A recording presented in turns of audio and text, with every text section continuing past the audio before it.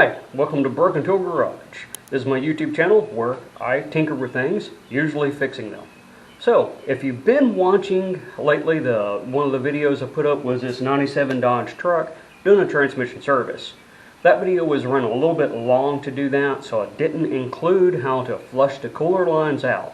So that's what the topic of the day is, how to flush out cooler lines on your automatic transmission. Alright, let's get started. Alright, transmission cooler lines. Flushing them out.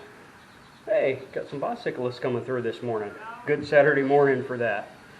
So this is something you want to do when you're servicing your transmission, because you'll want all the fluid out. That way when you undo your lines, you don't just keep pouring fluid out of your transmission, right?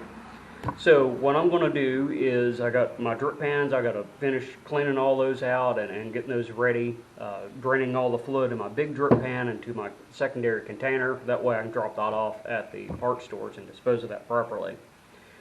So once I do that, I'm going to go in and undo the transmission lines. There's two lines on the transmission on the outside. I'm going to undo those and then make sure I get the little brass fittings, because my lube guard cooler cleaner has a little threaded fitting right here, and I'm going to make sure I have the right fitting to go onto the lines where it can go up through the cooler and then come back out into my drip pan.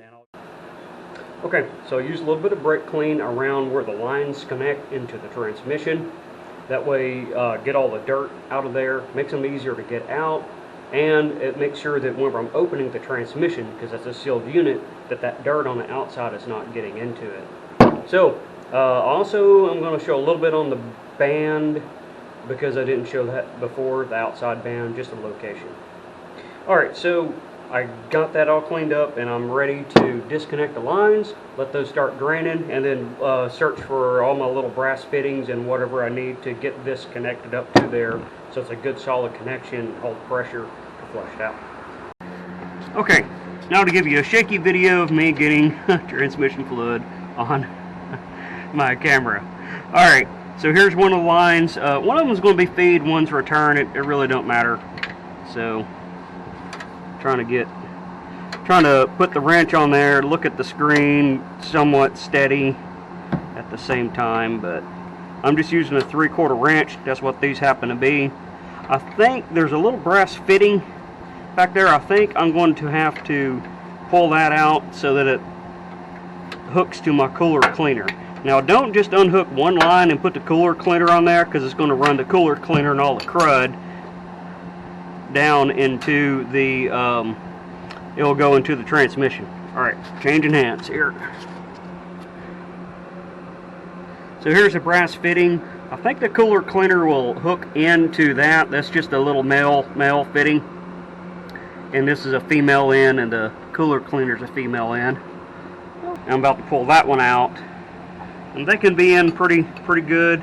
You can use line wrenches for it, but if you get the cheap line wrenches, they want to open up on you. So unless you got some good brand line wrenches, it'll just round the nut. That's why I'm using my Blue Points right now.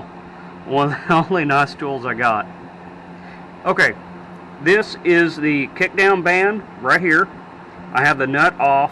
I'm going to cheat a little bit on adjusting that band because I'm taking a cooler line off to do a cooler flush. So I'm just going to get that out of the way, and then I'm going to adjust it. So as you can see, like the other one, there's a little lock nut on there. I can't get my hand all the way up in there because my arm's hitting the frame.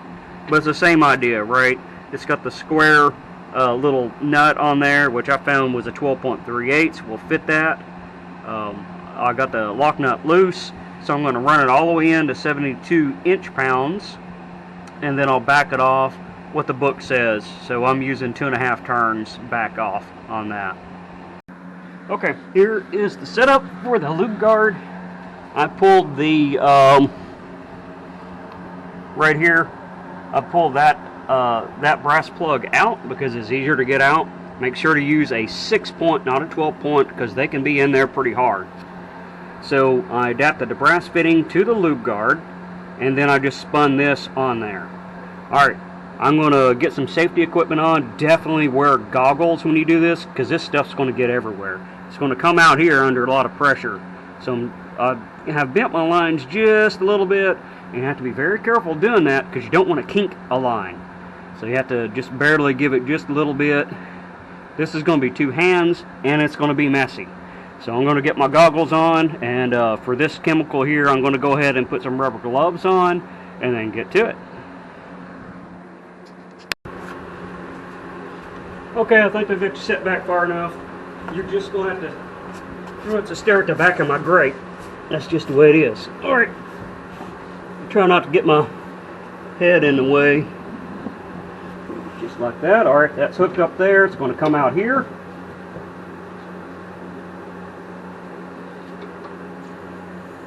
There it is going in, pushing stuff out. Wide open.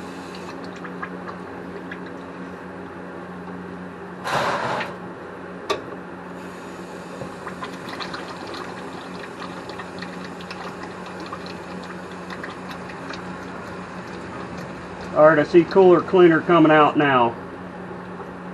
So I'm done. Really don't take a whole lot. Yeah, it's real thin and liquidy.